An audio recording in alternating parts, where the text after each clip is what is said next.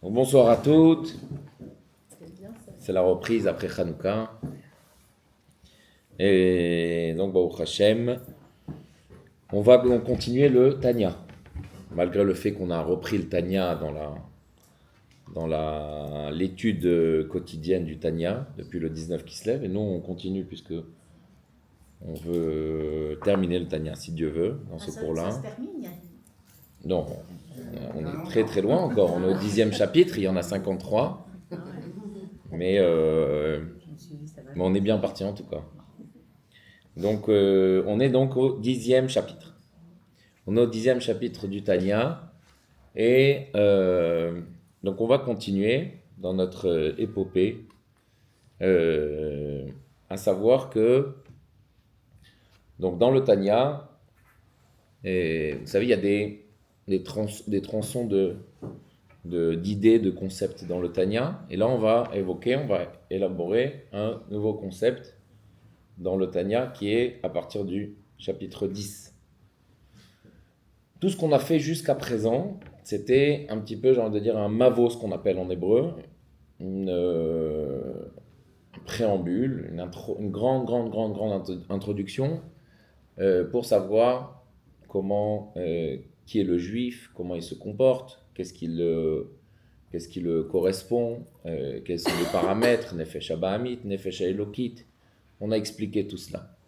Et donc maintenant, puisqu'on sait exactement et on a vu, on a développé, on a prouvé de quoi était fait le juif, il va falloir rentrer maintenant dans ce qui s'appelle le bassar du Tanya. La viande, vraiment, véritablement, le plat principal de pourquoi, en fait, finalement, le Tanya a été écrit. Et aujourd'hui, donc, dans le 10e chapitre, l'Admor Hazaken va parler du tzaddik. Alors, pourquoi il va parler du tzaddik? Vous savez que le Tanya s'appelle le Sefer Shel Benonim, le livre des gens du milieu. Donc il y a Tzadik, le juste, le grand, le pieux. Il y a le Benoni, celui qui est au milieu. Et il y a le Racha, celui qu'on va qualifier de peut-être mécréant ou ignorant, ou quelqu'un qui va ne pas réaliser la volonté d'Hachem, la volonté suprême. Le Sefer du Tanya, le livre du Tanya, il s'appelle le livre des gens du milieu, les Sefer Shel Benonim. Pourquoi? Parce que, en fait, d'une manière générale, la majorité des gens tend plus à être vers quelqu'un qui va aller se qualifier de quelqu'un de Benoni, et on va voir que c'est pas une tâche facile du tout, parce qu'on va voir qu'un Benoni, c'est vraiment très fin comme différence avec le tzaddik, mais c'est quelque chose que on peut arriver. C'est-à-dire que l'idée, c'est vraiment d'être dans le chemin du Benoni. Et le tzaddik, on va voir que c'est une catégorie à part entière. Pour la petite histoire, l'Admor Hazaken, il faut savoir aussi qu'il a écrit le livre des tzaddikim. Et ça, pas forcément qu'on le sait, parce que le Tanya, ça reste le Sefer des Benonim, le livre des Benonim, et le livre des Tzadikim, l'Admor Hazaken aussi, il a écrit bien avant. C'était ce livre-là qu'il voulait publier. Malheureusement, en 1812, par une cause qui est un petit peu spirituelle, divine, des cieux, on n'a pas voulu d'en haut, on n'a pas voulu faire sortir ce livre-là parce que plusieurs peut-être hypothèses, peut-être que c'était pas le livre qu'il fallait dans le monde, c'était pas peut-être le livre qu'il fallait dans les générations à venir depuis l'Admor Hazaken, c'est-à-dire à 250 ans, d'être tzaddik. Et donc ce livre-là a été brûlé dans un des pogroms qui était dans les villes là où résidait l'Admor Hazaken. Et donc l'Admor Hazaken a compris que bon, c'était pas le sujet qu'il fallait aborder, les tzadikim. Et donc il a créé le livre des Benonim qui s'appelle le Tanya, qu'on a maintenant aujourd'hui, qu'on étudie, Tanya Kadisha. Ah, donc il ne reste plus rien Il ne reste plus rien du tout du Sefer Shel Tzadikim. Ah, Mais par contre, l'Admor Hazaken a rentré dans un des chapitres dans le Tanya, un chapitre qui va parler sur le Tzadik. Et c'est intéressant de savoir parce qu'on voudrait savoir finalement qu'est-ce qu'un Tzadik. C'est quoi un Tzadik? Alors c'est pas un Tzadik dans le concept de Tzadik comme on connaît, mais on va rentrer ici dans la technique de ce que véritablement la Torah appelle un tzaddik. Donc la première question qu'on va poser ce soir, c'est qu'est-ce qu'un tzaddik d'après la Torah, dans les données techniques de la Torah. C'est-à-dire que de ce cours-là, vous devez sortir avec l'idée de ce qu'est un tzaddik d'après la Torah. Pas d'après ce qu'on a entendu, pas d'après l'idée qu'on peut se faire dans notre intellect, mais de savoir exactement, véritablement, ce que la Torah appelle un tzaddik. Et vous allez voir quel est le message par rapport à nous qui ne sommes pas du tout tzaddikim, mais c'est bien d'avoir aussi et de connaître, et peut-être, des fois, ça peut aussi nous aider. Ça, c'est la première chose. La deuxième chose, c'est si le tzaddik, il existe, s'il y a un tzaddik qui existe dans la connotation technique de la Torah. L'Admour Azaken, c'est un tzaddik. Oh, bravo. Alors, on va peut-être pas énumérer tous les tzaddikim, mais l'Admour Azaken, effectivement, c'est un tzaddik. Et vous posez une bonne question parce qu'on va savoir exactement qu'est-ce qui définit un tzaddik. La deuxième question qui va être très très importante de savoir ce qui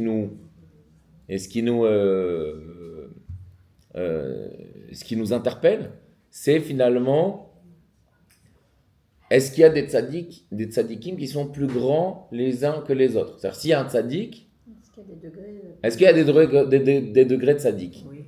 De la même manière que vous allez me poser la question, est-ce qu'il y a des degrés de Rechaïm? Est-ce qu'il y a un rachat qui est plus grand qu'un autre? Ou de Benoni, bravo. Alors, vous allez me dire, mais ça va pas, ça nous importe peu de savoir véritablement ce que c'est un tzaddik, parce que bon, c'est pas de notre portée, ça va pas nous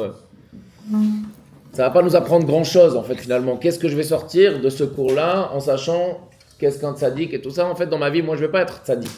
On va le voir de suite pourquoi on peut pas être tzaddik. Alors quel rapport? On va essayer aussi à la fin du cours d'essayer de prendre véritablement, tout au long du cours, à la fin du cours, de prendre véritablement un message et un enseignement dans notre vie pour savoir finalement ce que le tzaddik, comment sa définition, et dans sa définition, les paramètres que peut-être que je pourrais prendre moi dans ma vie à moi, dans ma petitesse, et de savoir finalement comment ici je me retrouve un petit peu dans le tzaddik, à des moments de ma vie, à des moments de la journée, à des moments de manière générale, et savoir finalement en quoi il y a des fois peut-être que j'ai cette caractéristique de tzaddik. Et on va voir. Est-ce qu'un tzaddik ça peut être une femme? Est-ce qu'un tzaddik ça peut être une femme? Alors c'est une très très bonne question. Je vous rappelle que les questions, pour que le cours soit fluide, il faut que ça soit à la fin. Mais si déjà elle a été posée, ça vient donc B'Hashgacha pratique du ciel. Effectivement, tzaddik ce n'est pas uniquement que pour un homme. Tzaddik c'est un potentiel. C'est un potentiel divin, c'est un potentiel de force, c'est un potentiel d'avancée personnelle, psychologique d'une personne. Et donc il n'y a aucun problème qu'une femme soit tzaddiket. Il y a une Okay. définition. Il y a une définition, on va de suite s'y mettre.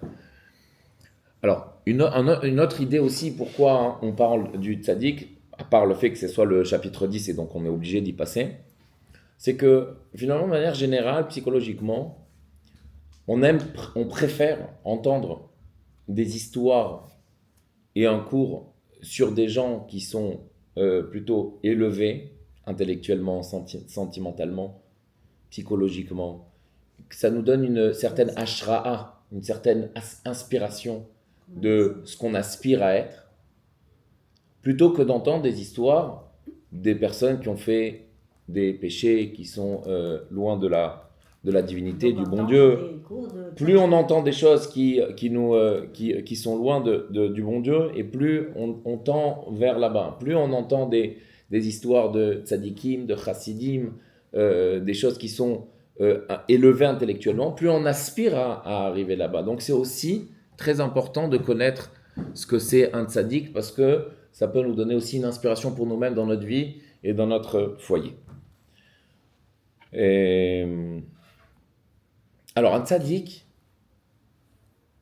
un tzaddik, c'est pas non seulement une personne qui fait des bonnes actions, ou une personne qui ne va pas manger, ou qui ne va pas dormir, s'il vous plaît.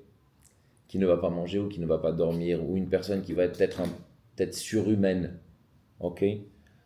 Au-delà de toutes les qualifications qu'on peut donner à un tzaddik, la définition même que l'Admoura Zaken emmène pour le tzaddik, c'est que cette personne-là est victorieux de son mal.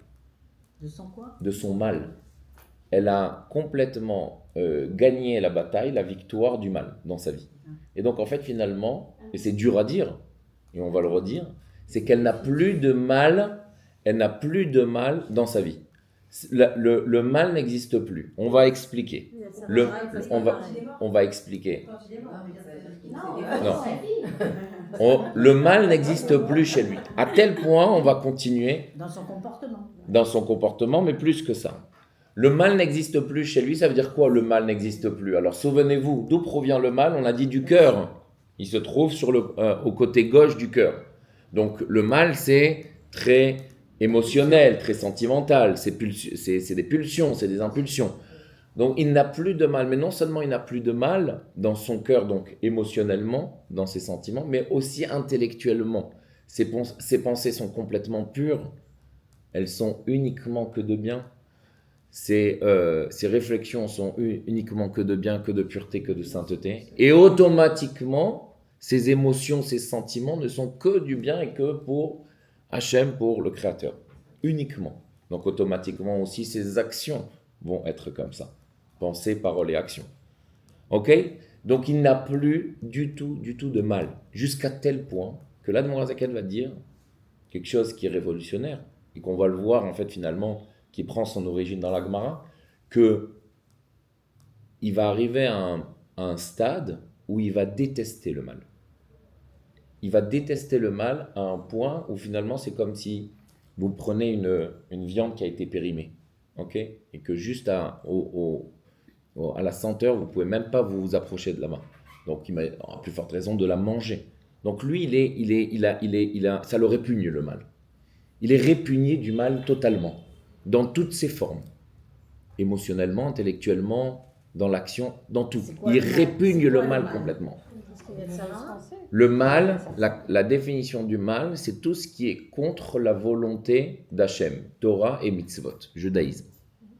Ok? Il répugne le mal. Il peut même pas le voir en peinture. Il peut même pas l'approcher. Alors vous allez me dire, mais alors il doit complètement se déconnecter de ce monde parce que le monde entier est entre guillemets un mal et voilé de divinité. Le peuple juif tout entier, il a besoin d'avoir des conseils qui font en rapport au mal.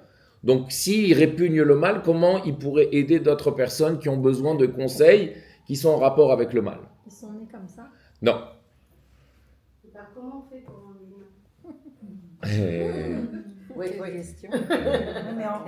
Même si on C'est où qu'il faut appuyer. Il revient même si on l'enlève. Ça revient. Non, en fait, c'est son étude. Non. Alors, on a des mauvaises pensées, on a des comportements. Alors, un tzaddik ne naît pas tzaddik. Un tzaddik, il a un potentiel de tzaddik, bravo. C'est-à-dire qu'une personne, un enfant, on peut avoir un enfant qui naît, et que cet enfant-là, il a un potentiel de tzaddik.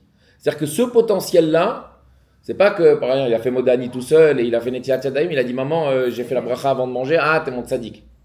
Vous pouvez lui dire 1 million de fois, au contraire, c'est bien, ça fait partie de l'éducation. C'est évident. Ici, le tzaddik, ça veut dire qu'il naît en potentiel de balayer, de raser, d'exterminer le mal de chez lui. Et il peut avoir ce potentiel-là. Et les deux potentiels qu'on peut avoir, et c'est intéressant, et c'est hyper encourageant, c'est que les deux potentiels qu'on peut avoir dans le monde, en tant que juif, c'est d'avoir un potentiel de tzaddik ou un potentiel de Benoni. Le bon Dieu, en aucun cas, fera la chose la plus horrible de donner un potentiel à une personne de rachat. C'est déjà bien. C'est extraordinaire. Donc, nous, a priori, tout le monde a un potentiel de Benoni. Benoni, pour la petite définition de Benoni, c'est quelqu'un qui a du mal en lui et que le mal, il est là sur le ring et qui se tape, mais le mal n'arrive jamais à ses fins. C'est-à-dire que c'est tout le temps le bien qui prend le dessus sur le mal. Ça, c'est Benoni. Il est là, le mal, il est là avec ses gants de boxe et il est là sur le ring et il ne se démonte pas et il continue. Mais en pensée, parole et action, le Benoni, jamais ne va rentrer le mal à la fin de son but. Chose que le tzaddik, il n'a même pas de mal. C'est-à-dire qu'il vient sur le ring, mais il n'y a pas d'adversaire. Pourquoi? Parce qu'en potentiel, il avait un potentiel de tzaddik et il a tellement travaillé que ce mal-là a été complètement effacé. Mais pas uniquement effacé. Et ça, c'est une autre nouveauté, un autre ridouche du Tanya. C'est que le mal s'est complètement transformé en quoi? En bien. Donc en fait, le mal ici, il est devenu, au lieu d'être un adversaire, au lieu d'être un ennemi, il est devenu ami du bien pour aller faire un but qui est céleste, divin, complètement dans la divinité. C'est-à-dire que le tzaddik, finalement, il ne vit uniquement 24 heures sur 24 à 100% de ses forces intellectuelles et sentimentales, uniquement que pour Hachem. Le bien, il fait partie intégrante de lui. Le bien fait partie, il n'a que du bien. C'est que lui, c'est que du bien. Ok? C'est possible ça. Alors il est là que pour nous. Il n'a pas pu. Oh, bravo. Alors maintenant, donc on revient à la question finalement de savoir, alors, donc quoi, il vit en autarcie sur une montagne et il est en train de méditer et étudier la Torah, ou est-ce qu'il est là pour le peuple juif? On va prendre cette question-là qui est hyper importante, on va la mettre de côté et on va continuer le cours parce que finalement c'est la conclusion du cours. Ok?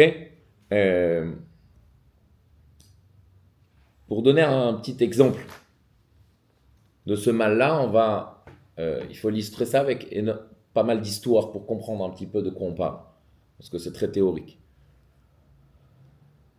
L'Admorazaken lui-même a une fois invité Rabbi Shlomo de Karlin. Rabbi Shlomo de Karlin, c'était aussi un élève du Baal Shem Tov, du Maguid de Mezrich, comme l'Admorazaken. Et donc ils étaient amis tous les deux. Et une fois, il a invité souper chez lui.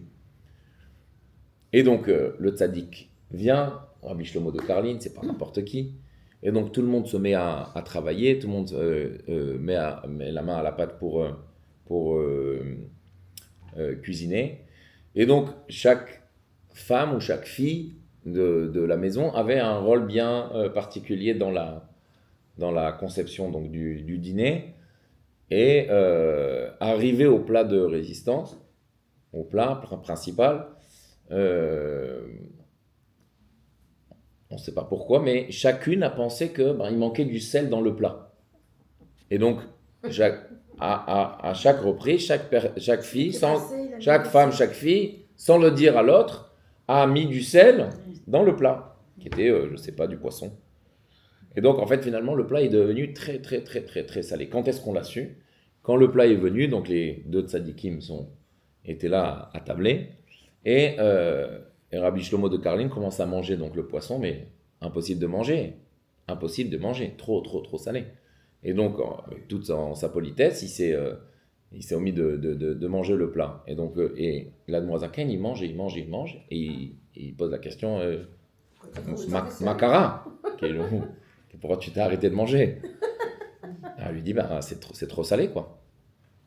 Alors l'Admorazaken, il dit que depuis qu'il est allé chez le Maguid de Mezrich, puisqu'avant il n'était pas chassid, après il est devenu chassid, il est devenu un tzaddik, il dit, depuis qu'il est allé chez le Maguid de Mezrich et qu'il a connu la chassidoute, le concept du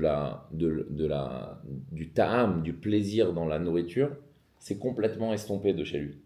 Et donc, il n'a même pas fait attention que c'était salé ou pas salé.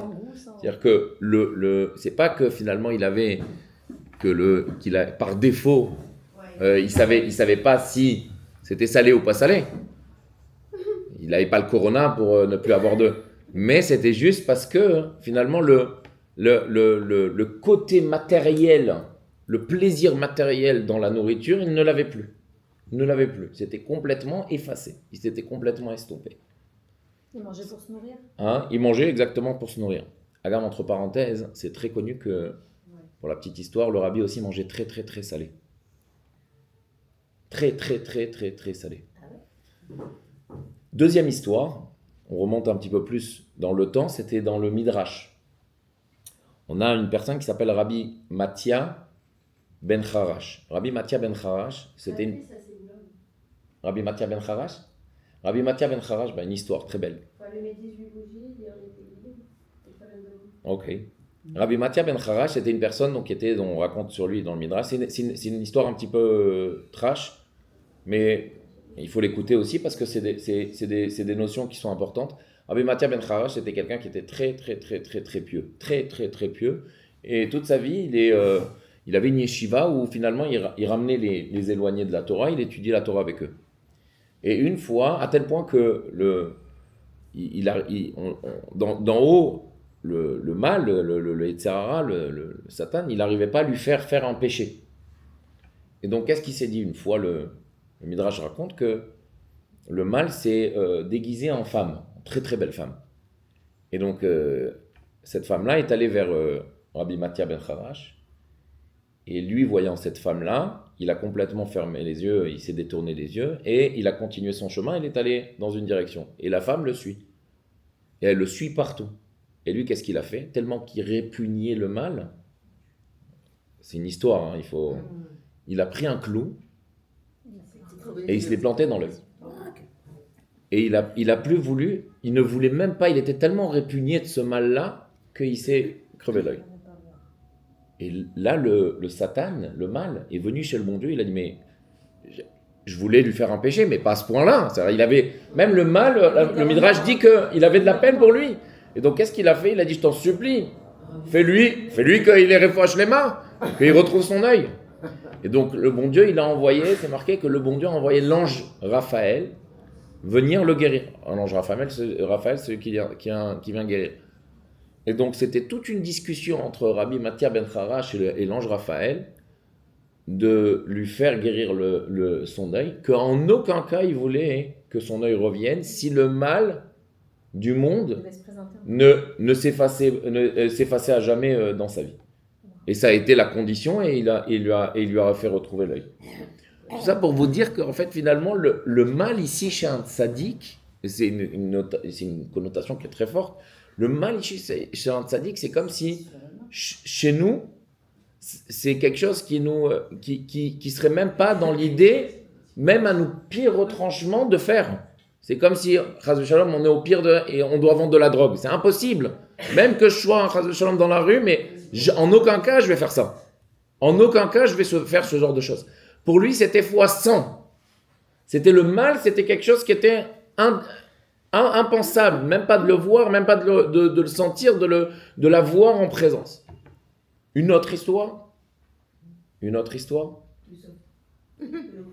Non, mais c'est bien des fois d'avoir plusieurs histoires comme ça. Des fois plus cool, des fois plus... Une autre histoire de notre temps, il y a 80 ans maintenant, qui n'était pas un tzaddik, qui était un chassid, et pour avoir aussi une connotation du terre-à-terre d'un être humain normal comme nous, qui était un chassid qui était très, très, très, très pieux, qui s'appelait Rabbi Yitzhak Horowitz. Rabbi Itché der Matmid, on l'appelait en yiddish. Celui qui était Matmid. Matmid, c'est celui qui a une récurrence. Il était tout le temps dans la Vodat Hashem. Lui, avant la guerre, donc il y a 80 ans de ça, avant la guerre, il s'est échappé. Il a eu comme ça une inspiration divine. Il s'est échappé de la guerre et il est parti en Amérique. Donc on est avant 39. Il est parti en Amérique, et donc lui, c'était quelqu'un qui ramassait de l'argent pour la yeshiva du rabbi précédent, mais on l'appelait, lui, le Benoni. C'est-à-dire que si chez les chassidim, on appelait quelqu'un de Benoni, c'était lui. Il mangeait pas, il étudiait toute la journée la Torah, il priait des heures, quand il dormait très très peu. C'était vraiment quelqu'un qui était, son existence, c'était pour Akadosh Baruch Hu. Mais qui n'était pas tzaddik. Et donc lui, il arrive en Amérique et il écrit dans une lettre qu'il ne peut pas rester ici en Amérique. Pourquoi? Parce qu'il a vu des juifs qui étaient capables de manger tous les jours de la viande. Et pour lui, c'était impensable en fait.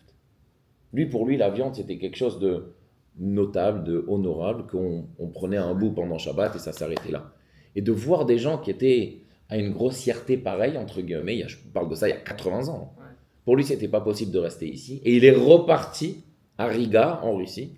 Et là-bas, il s'est fait tuer avec d'autres chassidim à Riga, dans la synagogue, même avec son talit sur la il s'est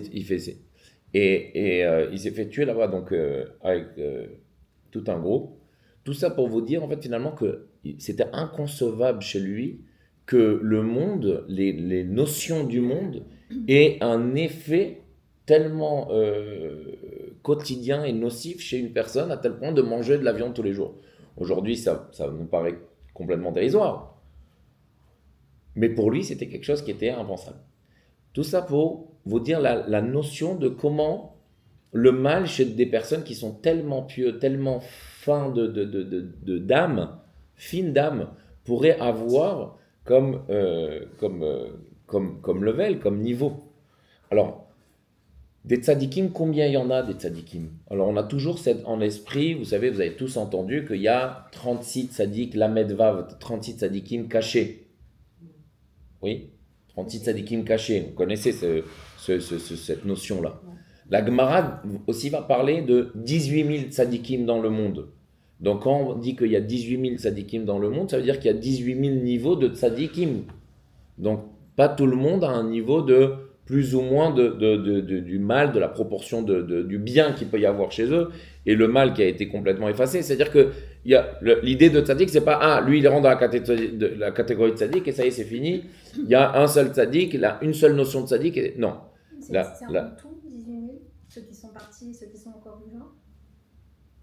Je sais pas. Je sais pas, je pourrais pas vous dire, mais Ils disent qu'il y en a encore moins que 36. je sais pas. Parce que là, je vous donne des données qui sont marquées. Après, Oui, non, c'était pour juste ça. Donc en fait, finalement, l'idée de tzaddik, on va rentrer un petit peu. Donc, qu'est-ce que c'est un tzaddik? Ce tzaddik-là, en fait, finalement, il y a l'origine dans la Torah de tzaddik. L'origine dans la Torah de tzaddik, elle provient de la Gemara. Elle ne provient pas du Tanya, ni des Chassidim, ni d'un Rabbi, de la Gemara. La Gemara dit qu'il y a deux sortes de tzaddikim. Il y a tzaddik gamour, parfait, et tzaddik chez Eno gamour, un tzaddik qui n'est pas parfait. Quelle est la différence entre les deux? Le tzaddik qui est parfait, c'est que le bien, le tzaddik qui est parfait, le bien gouverne entièrement dans le corps et dans l'âme de cette personne-là. Le tzaddik qui n'est pas parfait, c'est que le mal existe, mais il est complètement hypnotisé, endormi, sous les vapes, avec des cachets du bien. Alors, dans la différence à l'extérieur, vous n'allez jamais la voir, jamais. Et c'est une différence qui est très très fine et qui est très profonde et intérieure de la personne elle-même. Mais c'est juste une notion, je vous apporte une notion pour comprendre en fait finalement que l'idée du tzaddik et des niveaux de tzaddikim se discute déjà dans la Gemara. La Gemara qui est il y a 2500 ans, facile. Donc l'idée du tzaddik, il y a un tzaddik finalement qui répugne le mal, qui l'a tellement répugné, qui s'est tellement travaillé que le mal n'existe plus, il s'est transformé en bien. Et il y a encore un tzaddik veralo, ça veut dire que le mal il est pour lui, ça veut dire quoi le mal il est pour lui? Que le mal est en fait finalement endormi, il est kafouf, comment on dit kafouf? Il est enfoui, on va dire peut-être même prosterné au bien. Il est kafouf, entièrement crispé au bien, et il n'a aucune expression dans la vie du tzaddik. Mais il existe. Ok? Mais il existe. Ça, c'est la notion un petit peu théorique de l'histoire de tzaddik vetovlo, tzaddik veralo. Il y a un tzaddik qui est parfait, et un tzaddik qui n'est pas parfait. À tel point que Rabbi Shimon Bar Yochai va dire, Rabbi Shimon Bar Yochai qui est écrit dans la Mishnah, dans la Gemara, qui a écrit le Zohar, dit que s'il y a une personne qui est tzaddik parfait dans le monde, c'est moi. Et s'il y en a deux, c'est moi et mon fils, Rabbi Eliezer. Imaginez-vous ce que c'est un tzaddik parfait. Mais il dit ça. Il dit ça. Mais quand il dit ça, c'est pas d'orgueil. Ici, il n'y a même plus cette notion, vous comprenez qu'il n'y a aucune notion ici d'orgueil, de kavod, d'honneur, d'argent, d'intérêt d'argent financier. Il y a plus tout ça en fait finalement. C'est-à-dire que quand il est en train de parler, presque on a envie de dire, et c'est pas presque, c'est véritablement ça, c'est que c'est le bon Dieu qui parle à travers sa bouche. Comment il s'appelle son fils? Rabbi Shimon Bar Yochai et Rabbi Eliezer. Ok? Il y a une autre, pour la petite expression, il y a une autre expression qui est encore plus qui est encore plus dur à entendre, c'est que Rabbi Shimon Bar Yochai dit si quelqu'un veut voir, dans le Zohar il dit ça, si quelqu'un veut voir la face du bon Dieu, qu'il me regarde à moi-même. Comprenez que Rabbi Shimon Bar Yochai il va pas dire ça pour se glorifier. C'est qu'en fait finalement il n'avait même plus d'être et d'existence physique pour dire ça. C'est-à-dire que c'est finalement le bon Dieu qui parle en lui et qui dit celui qui veut voir le bon Dieu qui veut me voir à moi, qui regarde Rabbi Shimon. Et lui il dit ça à la première personne du singulier. Il n'était que spiritualité, c'est tout. Exactement. Alors vous allez me dire, ok, c'est des tzadikim qui sont tellement loin. Alors est-ce qu'on a des tzadiks qui sont comme ça? Alors effectivement, il y a ce concept de tzadik yesod olam. Oui, je pense que je dis tout haut ce que d'autres en pensaient tout haut. C'est quoi tzadik yesod olam? Tzadik yesod olam, c'est pas une autre catégorie de tzadik. Alors tzadik yesod olam, dans la définition propre, c'est que c'est ce tzadik-là, c'est au singulier, donc il y a un seul, qui va être le fondement, le pilier du monde. Tzadik yesod qui est un socle, un fondement du monde. Alors ce tzadik-là, pourquoi on l'appelle yesod? C'est marqué dans la chassidoute que, donc on parle ici d'un tzadik qui est parfait, qui n'a plus du tout de mal, et ce tzadik-là, en fait, finalement, il a la capacité... Non, il a la capacité, ce qui est marqué, que puisqu'il est yesod, c'est quoi yesod? Le fondement. Yesod, on parle ici que ce qui est rappelé sur yesod, c'est la brit mila. La brit, c'est une alliance. En fait, ce tzaddik-là, en fait, finalement, c'est lui qui fait l'alliance entre le Créateur et le peuple juif. C'est lui, en fait, finalement, qui va avoir la connexion, qui va faire la connexion, qui va être le câble électrique, qui va emmener de la centrale électrique à avoir de l'électricité à la maison. C'est lui qui va, en fait, faire la connexion de tout le peuple juif, de toutes les tfilotes du peuple juif, toutes les prières du peuple juif avec Akadosh Baruch Hu. Ça, c'est Mashiach. C'est Mashiach, bravo. Pourquoi je dis c'est Mashiach? Pourquoi je dis Mashiach? Vous avez raison. Pourquoi? Parce qu'en fait, c'est quoi ce tzaddik yesod là? En fait, finalement, c'est lui qui a cette étincelle de Dieu et l'étincelle de tout le peuple juif, et à travers lui va s'exprimer toutes les demandes, les prières, les actions de tout le peuple juif pour Hachem. Et le Khatam Sofer dit juste une chose, le Khatam Sofer dit, donc Khatam Sofer donc qui était un érudit d'il y a 200 ans, très très grand, Khatam Sofer du monde entier, hein, qui n'était pas véritablement chassid de la chassidoute, mais qui a énormément d'expressions de chassidoute, et qui dit que quand on va voir le bon Dieu, vaut mieux que la tête rentre plutôt que le pied rentre. Ça veut dire quoi? Vaut mieux qu'on fait appel au tzaddik, de prier via le tzaddik à Hachem, plutôt que nous-mêmes de prier tout seul à Kadosh Baruch Hu. Il y a plus de chances, de la même manière que quand on va à une cour suprême, on ne va pas se montrer tout seul, mais on a toujours à droite notre avocat. Alors, c'est la même chose à l'identique. C'est-à-dire qu'un juif, il est en permanence obligé d'avoir finalement cet avocat-là qui va l'aider dans son but de vie, d'être un bon juif, d'accepter les tfilotes, d'avoir la pitié, la miséricorde d'Hachem, d'évoluer, d'avoir des conseils. Ça, c'est à travers le tzaddik, donc on l'appelle le fondement du monde, tzaddik yesod olam, qui est un tzaddik parfait, c'est évident. Dans chaque génération, il y a eu Moshe. Et donc dans chaque génération, effectivement, ce que le Zohar dit, dans chaque génération, il y a cette neshama, cette âme-là, qui vient de génération en génération. Donc Rabbi Shimon Bar Yochai l'évoque ça dans le Zohar, que dans chaque génération, il y a cette étincelle, il y a cette âme-là, qui est l'âme de Moshe Rabbeinu, et qui va être dans chaque génération, pour être en fait finalement ce fil conducteur d'électricité, entre guillemets, entre le peuple juif et Akadosh Baruch Hu. On voit ça, on voit ça aussi. On ne dit pas de Rabbi Nachman que c'est tzaddik yesod. On voit à la fin du cours, s'il vous plaît. On voit ça aussi. Où est-ce qu'on voit ça aussi? Dans la Torah. Dans la Torah, quand Avimelech donc a reçu la punition qu'il ne pouvait pas enfanter toute sa famille, son peuple ne pouvait pas enfanter puisqu'il avait pris Sarah en fait finalement en captivité. Il a lui, il a demandé à Abraham de prier pour lui. Et donc c'est marqué que Abraham a prié pour Avimelech. Et là, ici, dans la Torah, ici, on est en train de voir qu'une personne simple, lambda, demande à un tzaddik, demande à Abraham Avinu, de prier pour lui, comme si lui ne pouvait pas prier pour lui-même. Donc on voit ça finalement très concret dans la Torah, dans les premières parachiotes de la Torah, la parachat de Lech Lecha déjà. Ok? Il les connaissait ces tzaddik, nous, d'où on les connaît, nous? Les tzaddik qu'il y a maintenant, aujourd'hui, par exemple. Non, mais vous avez dit que la chassidut, c'est le contraire, on ne doit pas faire ça. Pourquoi? Ça a dit ça la dernière fois. On en vient là. Oui. C'est la conclusion, on en vient. Non. Non. T'as dit le rabbi, prie de toi-même. C'est une autre notion. On va faire après une Parenthèse. remise à jour, une organisation de tout ça, un CDR de tout ça. La deuxième chose aussi qu'on voit dans la Torah par rapport au tzaddik, ou la deuxième chose, il y aura une troisième, c'est que la Torah finalement, quand est-ce qu'on voit le mot tzaddik dans la Torah?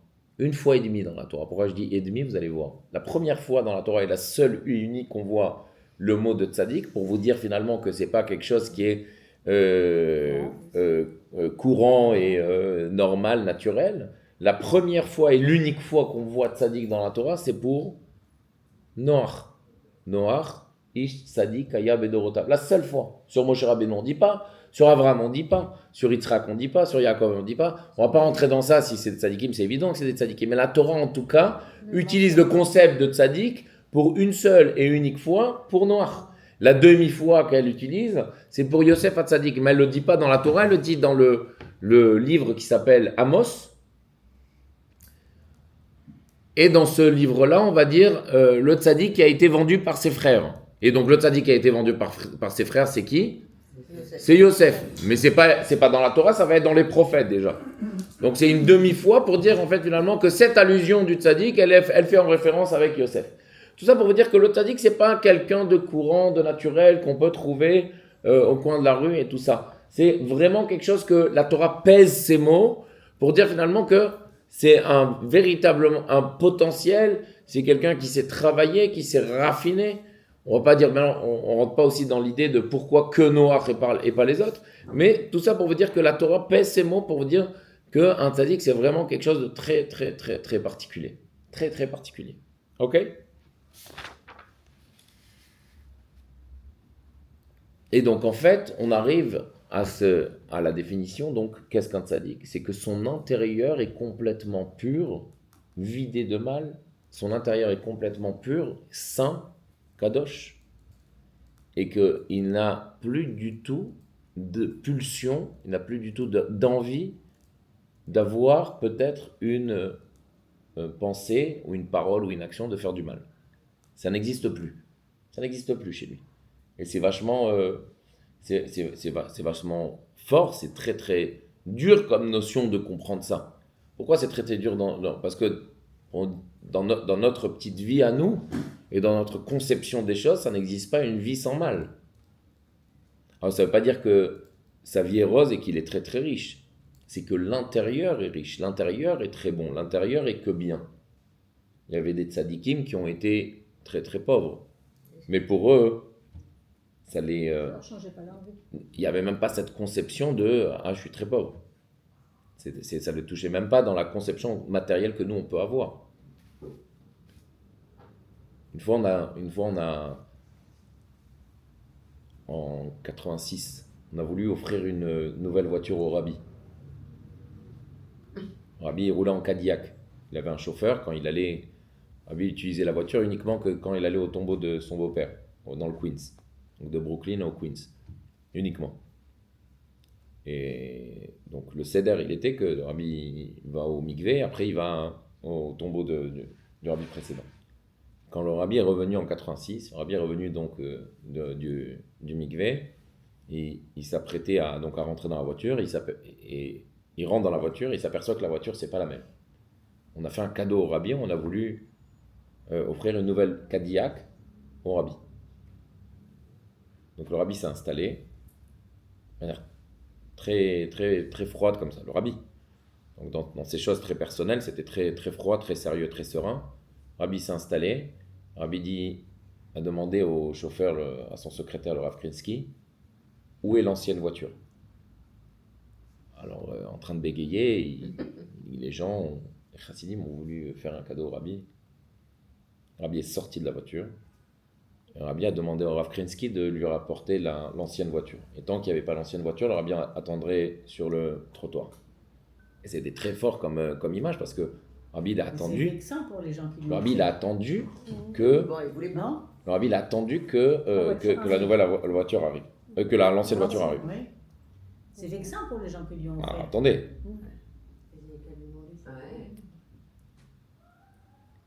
Et le Rabbi, donc on a emmené l'ancienne voiture. Le Rabbi est parti au L et est revenu. Shabbat, le Rabbi a parlé. Quand le Rabbi a parlé, il a dit je voudrais revenir sur ce qui s'est passé cette semaine par rapport à la nouvelle voiture. Il y a des gens qui ont voulu faire un cadeau. Et comme c'est connu dans la Torah que sonné matanot yichye, que celui qui déteste les cadeaux, il vivra. Alors on ne va pas rentrer dans ça, mais ça existe. Sonné matanot yichye, celui qui déteste les cadeaux, il vivra. Sonné matanot yichye. Rabbi dit, je voudrais m'expliquer sur ça. Prenez l'histoire avec tout le contexte de ce qu'on vient de parler de Tzadik, bien évidemment. Que de sortir du contexte, ça fait pareil comme on pourrait dire, ça c'est vexant. Alors écoutez bien. Rabbi a dit comme ça. Rabbi a dit que des gens qui pensent que de m'emmener un cadeau, alors ça va me faire plaisir. Mais le contexte, il est tout autre, le Rabbi dit. Il dit que si quelque chose marche dans le monde, pourquoi l'arrêter pour avoir quelque chose d'autre? Il dit que chez lui, dans sa conception des choses, ça n'existe même pas que si quelque chose y marche, alors pourquoi le changer pour autre chose? Il y a plus forte raison que cette voiture-là, ce produit-là, il a fait énormément de bonnes actions. Le Rabbi dit encore plus, immédiatement on va aller sur un nuage à Yerushalayim quand Mashiach il va se dévoiler.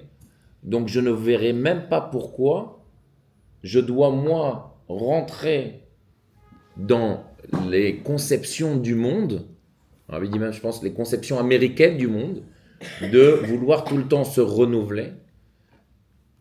Parce que si quelque chose marche, alors il doit marcher jusqu'à qu'il se termine de marcher. Et donc, pour vous dire, en fait, finalement, que l'idée, c'est pas que le Rabbi a voulu vexer ou pas vexer, c'était tout autre, en fait. C'est que le concept ici de quelque chose, de se renouveler, il n'existe que si il y a un besoin de renouveler. Mais si la chose, elle marche, alors pourquoi me rentrer dans des... Jusqu'à 40 lames, pourquoi me rentrer dans tout un concept, une idée du monde qui va me rentrer dans le matériel? Et là, j'en viens à ce qu'en fait, finalement, on arrive à un concept qui est très psychologique. C'est que il y a l'amour et la haine. Il y a l'amour et la haine. La haine est en fait la deuxième face de la pièce par rapport à l'amour. L'amour, c'est la première face de la pièce et le verso de la pièce, c'est la haine. Pourquoi? Quelqu'un qui aime, automatiquement, il va haïr les choses qui sont contraires à ce qu'il aime. Je donne un exemple.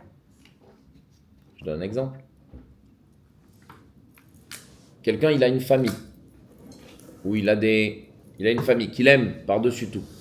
Donc, toutes les gens qui vont vouloir du mal à cette famille-là, automatiquement, je vais éprouver un sentiment de sina, de haine par rapport à ces gens qui veulent du mal à la même chose avec un pays. Si j'aime mon pays, mais automatiquement, il y a ici un sentiment de haine pour les ennemis de ce pays-là, puisque j'aime mon pays. Et si une personne pense que c'est légitime, qu'il peut y avoir des ennemis à mon pays alors que j'aime mon pays-là, donc c'est pas véritablement de l'amour. C'est la théorie du gam vegam. Et ça, et ça. Et ça marche pas. Ça peut pas marcher pour un tzaddik. Et ça peut pas marcher aussi pour un juif qui étudie le Tanya. Pourquoi? Parce que si on aime le bon Dieu, on ne peut pas aimer le monde en même temps. Le monde, c'est le voilement d'Hachem à l'état pur. Le monde, c'est quoi? C'est la matérialité. Le monde, c'est les choses qui vont nous faire éloigner d'Akadosh Baruch Hu, du bon Dieu. Donc si j'aime Hachem, je ne peux pas aimer le monde en même temps. Alors vous allez me dire, alors quoi? C'est du tout ou rien? Mais c'est lui qui a créé le monde. Non, ça n'a rien à voir. Ça ne veut pas dire qu'il ne faut pas vivre dans ce monde-là. Je dis de vivre dans ce monde-là, mais ne pas aimer ce que le monde offre. La matérialité, vous voulez dire? La matérialité, complètement.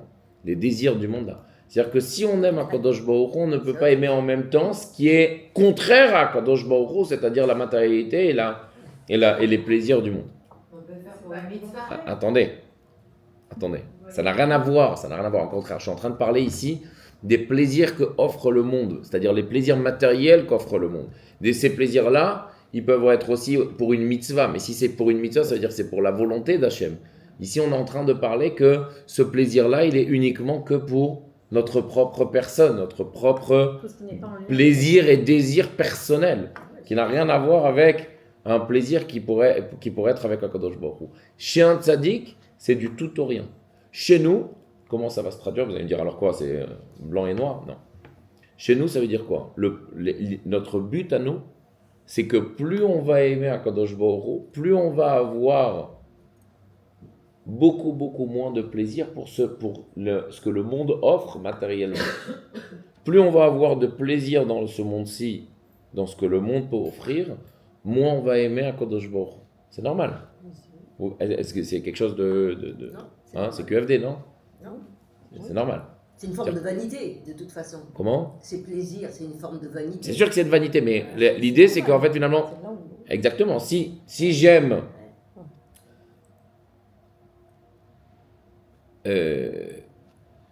encore une fois, si j'aime mon pays, je peux pas aimer en même temps l'ennemi de mon pays, c'est impossible. Alors donc de cette manière-là, quand j'ai un amour, automatiquement je fais naître chez moi une certaine haine un amour d'Hachem, une certaine haine de tout ce que pourrait être le contraire de la volonté d'Hachem ou de l'amour d'Hachem. Ok? Donc en fait, non? Si, bien sûr. Donc en fait, finalement, ce qui va se passer, c'est que chez un tzaddik, c'est du tout ou rien. C'est-à-dire que plus il va ressentir un amour dans le monde, chez Akadosh Baruch Hu, plus le monde va être complètement tafel chez lui. Tafel, ça veut dire mis de côté complètement. Il n'a plus ce plaisir du monde, ses extras, ses hobbies, ses pulsions. En fait. C'est l'essentiel qu'il va mettre en valeur, c'est l'essentiel. C'est l'essentiel, c'est la volonté d'Hachem, c'est Torah ou Mitzvot, exactement. Ok? Donc, de là, on en revient à la question. Alors, comment un tzaddik il peut aider des gens qui sont dans le mal? Comment un tzaddik il peut aider des gens qui sont dans la vie de tous les jours et qui se battent entre le bien et le mal? Parce qu'il veut les ramener. Parce qu'il veut les ramener. Parce qu'il veut le ramener, mais il aime pas le mal. Il répugne le mal. Il peut pas entendre le mal, il peut pas le sentir le mal. Oui, mais il a cette rigueur pour lui, mais pour les autres, il n'a pas cette rigueur. Alors ça, c'est un premier élément de réponse. Et un deuxième élément de réponse, c'est l'histoire de Aaron HaKohen. Écoutez bien. Aaron HaKohen, pourquoi il peut être un Kohen Gadol? Et ça, c'est une idée qui est tellement belle, qui est expliquée dans la Chassidut. C'est que Aaron HaKohen, on dit qu'il a été associé à la faute du Vaudor. Pourquoi il était associé à la faute du Vaudor? Parce que c'est lui qui a mis l'or dans le feu pour créer le Vaudor. Lui, dans sa conception des choses, il ne pensait pas qu'il allait avoir une idole tellement grande et tellement massive. Mais malheureusement, pour gagner du temps finalement à Aaron HaKohen, il a voulu donc demander à toutes les femmes de prendre l'or et de le jeter dans le feu. Il y a ce concept dans la Torah, alors il est à prendre avec des pincettes énormes. Il y a ce concept dans la Torah, il faut savoir exactement quand est-ce que l'utiliser, et je pense que c'est que de l'ordre du tzaddik. C'est qu'une personne peut être capable de faire une toute petite faute pour empêcher un autre juif de faire une immense faute. Encore une fois, dans la Torah, il y a ce concept-là, halachiquement parlant, qu'on peut être capable, on aurait le droit de faire une toute petite faute pour empêcher un autre juif de faire une immense faute. Et c'est ce que Bediou, Aaron Cohen a voulu faire. Aaron Cohen, il a voulu gagner du temps, même si ça sentait un petit peu le roussi, et qu'il y avait cette arrière-pensée d'Avodazara, de faute, de quelque chose qui était un petit peu... Et donc, en fait, finalement, il a préféré prendre sur lui une toute petite faute pour éviter le grand péché, la grande faute du Ham Israël, d'Avodazara. Malheureusement, ce qui s'est traduit et ce qui s'est exprimé, c'est effectivement ce vaudor-là qui était une idole et qui était complètement contraire à la divinité, à Kadosh Baruch, au Créateur. Ça a provoqué il n'a pas pu, malheureusement, contrôler tout le monde de manière à ce qu'il n'y ait pas cette idole-là, ce vaudor-là. Mais lui, il a voulu prendre sur lui, finalement, quelque part, avoir un manque chez lui, faire une petite faute pour éviter que le Ham Israël pêche d'une manière à grande échelle. Et donc, on explique, en fait, finalement, chez Aaron Cohen, que pourquoi il peut être cette personne-là qui va faire le shalom baït entre les gens, entre mari et femme, qui peut être le Kohen Gadol. C'est quoi le Kohen Gadol? C'est celui que tous les sacrifices, toutes les bêtes qui étaient emmenées au Beth Amikdash pour des fautes des Juifs, que lui-même sacrifiait, puisqu'il était Kohen Gadol, que lui-même prenait les fautes des Juifs et le sacrifiait à Kadosh Baruch Hu, puisque c'était une expiation, le sacrifice.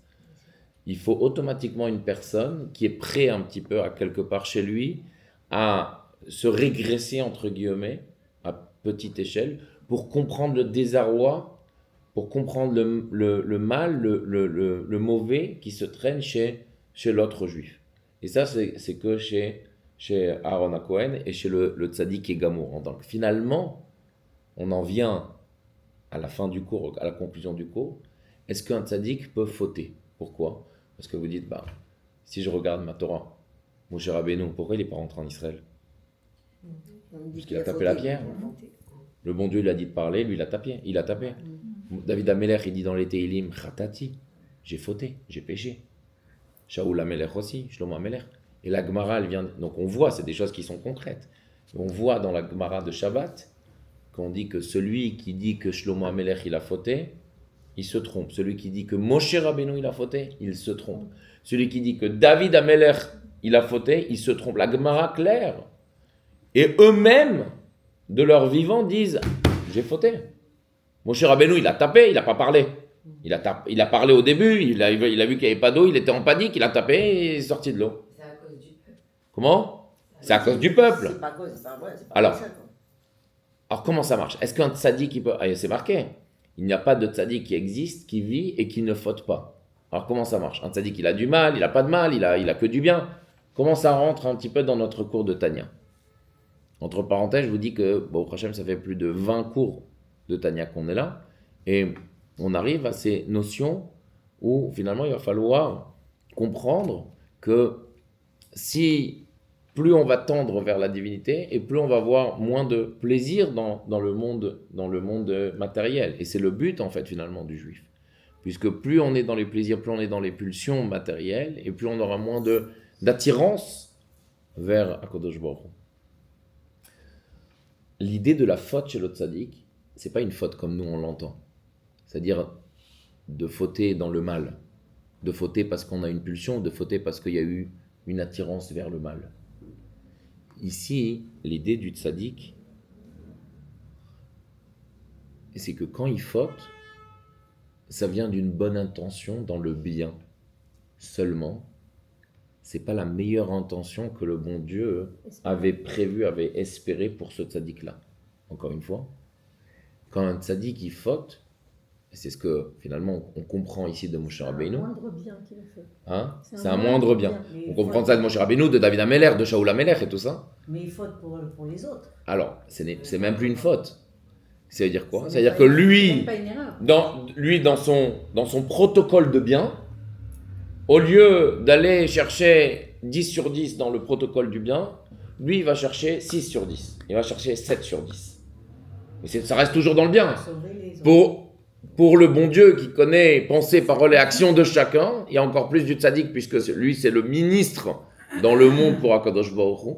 Lui, pour lui, le bon Dieu, il aspirait à ce que Moshe Rabbeinu il soit à 10 sur 10 dans ce coup-là. Il aspirait à ce que David Amelech il soit à 10 sur 10 dans ce bien-là. Et David Amelech et Moshe Rabbeinu, ils étaient à une moins bonne note dans le bien, dans l'intention qu'il avait. Un bien moins bien, moindre bien, comme vous avez dit. C'est-à-dire qu'en fait, finalement, cette intention-là, elle était bonne, mais ce n'était pas la meilleure pour Hachem. C'est comme si, par exemple, vous allez donner de la tzedaka, mais le tzaddik, il voit, il dit, mais toi, tu peux beaucoup plus. C'est pas que vous avez fait une faute ici. Vous avez fait du bien. Mais le tzaddik, lui, il sait, il connaît. Le bon Dieu, il vous connaît. Il sait exactement ce que vous êtes capable de donner. Et vous n'avez pas donné ce que vous pouvez donner. D'ailleurs, tu sens que tu n'as pas été au bout. Et tu sens que tu n'as pas été au bout. Exactement, c'est ce que Moshe Rabbeinu il ressent. C'est-à-dire que Moshe Rabbeinu, il sait finalement qu'il a tapé et qu'il ne fallait pas taper. Mais parce que, donc, au début, il a parlé. Après, il y a eu un quiproquo. C'était le rocher de sa sœur, de Myriam, qui était là devant lui. Il a parlé, il est venu des petites gouttes. Et puis le rocher, c'est marqué dans Rachid, le rocher, il a disparu. Et donc, il a paniqué. Derrière, il y a un stress du peuple juif qui n'a pas à boire. Il y a des enfants, il y a des bébés, il y a des personnes âgées. Et donc, en fait, finalement, il est entre l'amour d'Hachem et l'amour du peuple juif, qu'il a donné sa vie pour ce peuple-là. Si tu ne les pardonnes pas, efface-moi de ta Torah. Donc, il est dans un dilemme qui est uniquement que de bien. Et donc, qu'est-ce qu'il fait? Un tzaddik, il peut faire des miracles. Donc, quand il tape, c'est évident qu'il va y avoir de l'eau. Mais lui, il tape, pourquoi? Pour faire que du bien, pour avoir le bien, pour avoir de l'eau pour le Ham Israël. C'est un sacrifice. C'est un sacrifice, mais c'est un sacrifice qui est uniquement que dans le bien. Dans ça, Akadosh Baruch Hu lui dit, là, dans ça c'est une faute. Pas avec un grand F, c'est une faute avec un petit F d'un tzaddik qui est considéré comme un tzaddik. Et de cela, tu ne vas pas rentrer en Israël. De cela, ça c'est considéré pour toi, dans ton potentiel à toi de tzaddik, c'est considéré comme une faute. Et ça, il faut bien comprendre, en fait, finalement. Donc il y a une punition même dans ce bien-là. Il y a une punition, c'est évident. C'est pour ça qu'on dit qu'un tzaddik, il ne peut pas vivre sans fauter. De quelle faute on parle? On parle d'une faute qui est, en fait, finalement, dans les intentions du bien. Ok? Et de cela-là, on comprend, en fait, finalement, que ce tzaddik, le tzaddik, de manière générale, comment il peut aider d'autres juifs dans le mal? C'est qu'en fait, il va se retrouver, il est capable, chez lui, d'aller un petit peu extirper, entre guillemets, du bien, mais qui reste... où il a encore ce potentiel de bien, où il a encore cette gouche, cette montagne de bien chez lui, il est capable d'extirper un petit peu de bien pour le donner à un autre juif et essayer de l'aider dans sa vie, dans son service de Dieu. Il est capable, en fait, finalement, de retrouver quelque part cette notion de mal chez ce juif-là en bien chez lui pour aller aider un autre juif. Comme c'est connu l'histoire de l'Admour Haim-Tsaï. Un juif est venu chez l'Admour Haim-Tsaï, il lui a dit « J'ai fait une grande faute, Rabbi. Et je voudrais avoir une réparation. Une faute que je ne pourrais même pas la dire en cours, elle est tellement horrible. Très grand péché. » Ok? Et l'Admour Haim-Tsaï, quand il a entendu ça, il était presque en exaltation, mais il ne pouvait plus bouger. Et donc il y avait la queue des autres gens qui voulaient rentrer chez le rabbi, chez le tzaddik. Et l'Admour Haim-Tsaï, il a fermé son bureau, et pendant 3 jours, il n'y a personne qui a pu rentrer dans son bureau. Jusqu'à tel point que les Chassidim a eu peur, ils ont commencé à faire Taïlim pour le rabbi, qu'est-ce qui se passe? Il a fait pause sur ce juif-là qui lui avait dit ce péché-là. Après 3 jours, l'Admour Haim-Tsaï, il a rappelé, donc le fils de l'Admour Hazaken, il a rappelé donc ce juif-là, et il lui a dit le tikkun, la réparation qu'il devait faire pour ce grand péché qu'il avait fait. Quelque chose d'horrible. Et on a posé la question, donc les Chassidim ont posé à travers le secrétaire, pourquoi il s'est enfermé pendant 3 jours. L'Admour Haim-Tsaï a expliqué que c'était un péché qui était tellement grand, puissant dans le mal, que chez lui, dans sa conception du bien, dans sa conception divine, il n'arrivait pas à retrouver, pour lui donner un conseil, une réparation, il faut qu'il les isdaot, comment on dit les isdaot, il faut qu'il se mette à sa place finalement, mais il ne peut pas se mettre à sa place dans le mal puisqu'il n'a pas de mal. Donc il faut qu'il trouve une idée, un concept dans le bien chez lui, qui est en parallèle avec cette faute-là dans le mal, pour lui donner une réparation qui soit adéquate à ce péché-là. Et il dit que dans ce péché-là, il a trouvé chez lui, dans sa vie, un parallèle, en fait, finalement, de ce qu'il a vécu et de comment il pouvait avec ça, en adéquation, lui donner un tikkun, une réparation. Tout ça pour vous dire, en fait, finalement, que le tzaddik, comment, avec ça, le fait qu'il répugne le mal, le fait qu'il déteste le mal, le fait qu'il a une mious, hein?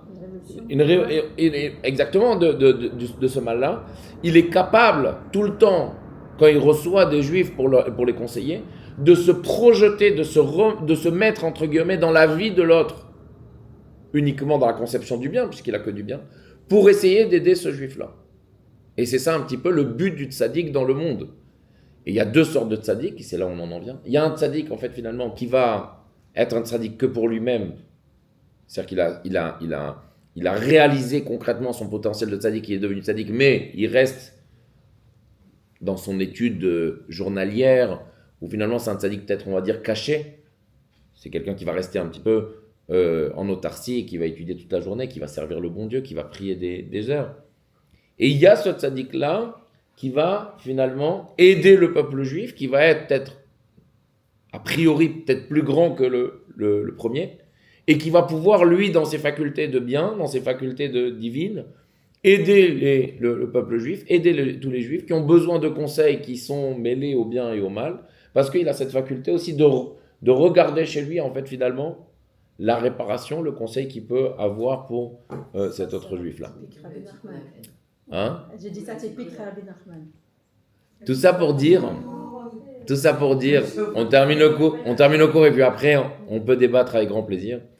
Tout ça pour dire que l'enseignement qu'on peut... Deux sortes de tzaddik alors. Hein? Deux sortes de tzaddik. Tout ça pour dire l'enseignement qu'on peut prendre, puisque c'est des concepts qui sont très abstraits, qui sont très loin de nous, on est des gens qui sont... Presque on mangerait de la viande tous les jours. Ouais. Mais un enseignement qu'on peut prendre finalement de ce cours-là qui a un rapport avec le tzaddik. La première chose qu'on pourrait prendre finalement, c'est que on ne peut pas se voiler la face, on ne peut pas se mentir à nous-mêmes. C'est-à-dire que si on a finalement plus chacun a ses pulsions, chacun a ses désirs, a ses plaisirs de ce monde matériel qui nous offre, mais c'est vrai que finalement, el malasot, si on est plus tourné vers là, on aura énormément de mal à se connecter, à avoir une connexion, à avoir un lien très très privilégié avec HaKadosh Baruch Hu. Parce qu'en fait, finalement, cette matérialité va nous voiler sur la spiritualité. Oui. Quand une personne travaille toute la journée, elle ne peut pas être à la maison chez lui. Et quand elle est toute la journée chez lui à la maison, elle ne peut pas aller travailler. Ok? Donc, l'idée ici, c'est que on essaye au maximum d'estomper un petit peu, de mettre de côté un petit peu tous ces plaisirs, ces réactions, ces pulsions qu'on peut avoir pour le monde afin de se connecter, de se lier avec HaKadosh Baruch Hu plus dans la tfila, dans la Torah, dans les mitzvot, dans la simcha, dans la joie, dans le shalom bayit, dans l'éducation des enfants, dans la pureté juive, dans le judaïsme. Et l'un ne va pas sans l'autre, c'est-à-dire que ou ça, ou ça. Et plus on va se diriger vers Hachem, plus on va voir qu'il y a des choses qu'il y a 10 ans on faisait, mais on n'a même pas l'esprit maintenant de le faire. Et cette connotation de tzaddik, c'est la deuxième chose qu'on peut apprendre du cours, c'est que si je vous plonge